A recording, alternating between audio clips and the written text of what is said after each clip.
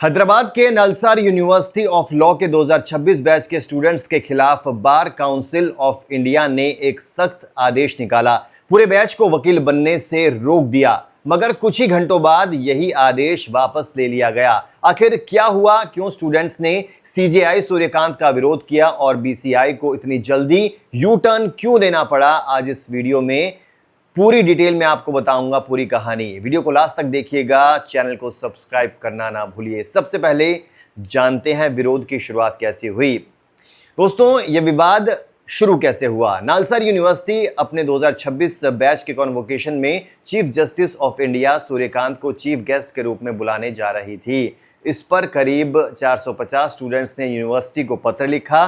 उन्होंने कहा कि सीजीआई को कॉन्वोकेशन में न बुलाया जाए। कारण क्या था? जुलाई में दिल्ली के जंतर मंतर पर स्टूडेंट्स के प्रदर्शन के दौरान पुलिस की कार्रवाई को लेकर एक याचिका सुप्रीम कोर्ट में आई थी। उस सुनवाई में सीजीआई सूर्यकांत ने कथित तौर पर कहा था कि वीडियो मत दिखाओ, हमारा समय बर्बाद मत करो, हमारे पास वीडियो देखने का टाइम नहीं है। स्टूडेंट्स को यह बात अच्छी नहीं लगी। उन्होंने कहा कि पुलिस अत्याचार जैसे गंभीर मुद्दे पर ऐसा रवैया ठीक नहीं है, इसलिए वो सीजेआई को कन्वोकेशन में नहीं चाहते थे।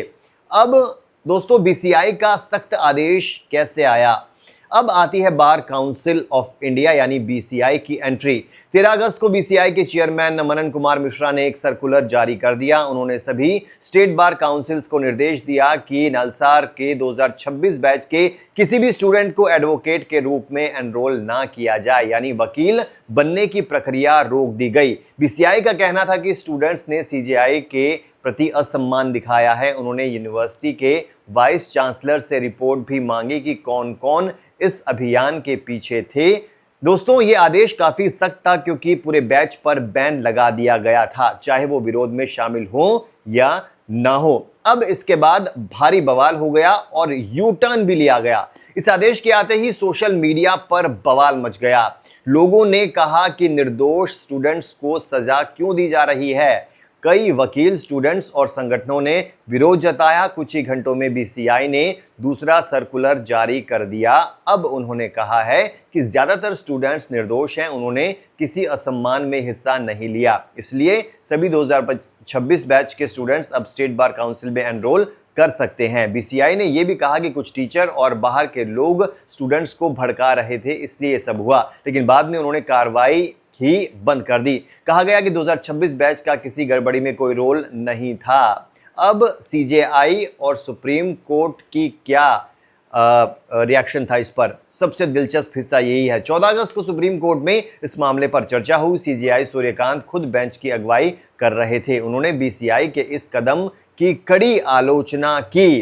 उन्होंने कहा कि बीसीआई कौन होता है मेरे और स्टूडेंट्स के बीच आने वाला? स्टूडेंट्स को विरोध करने का पूरा अधिकार है। मैं खुद भी छात्र जीवन में राजनीति में शामिल रहा हूं। कोर्ट ने साफ कहा कि नलसार स्टूडेंट्स और यूनिवर्सिटी प्रशासन के खिलाफ कोई कार्रवाई ना की जाए। बीसीआई से इस पूरे मामले पर जवाब भी मांगा गया है।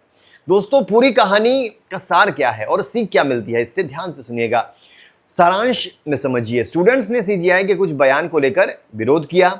बीसीआई ने पूरे बैच पर वकील बनने पर रोक लगा दी। भारी विरोध के बाद कुछ घंटों में ही रोक हटा दी गई और सीजीआई ने खुद स्टूडेंट्स के हक में बोलते हुए बीसीआई की आलोचना की। यह घटना हमें याद दिलाती है कि लोकतंत्र में विरोध का अधिकार काफी इंपॉर्टेंट है, महत्वपूर्ण है, लेकिन साथ ही संस्थानों को भी सोच समझकर कदम उठाने चाहिए। निर्दोष लोगों को सजा ना मिले, यह भी जरूरी है। आपको ये खबर कैसी लगी, ये वीडियो कैसा लगा, हमें कमेंट करके जरूर बताइए और क्या कुछ देखना चाहते हैं एक्सप्लेनर्स के रूप में, ये भी सजेस्ट कीजिए।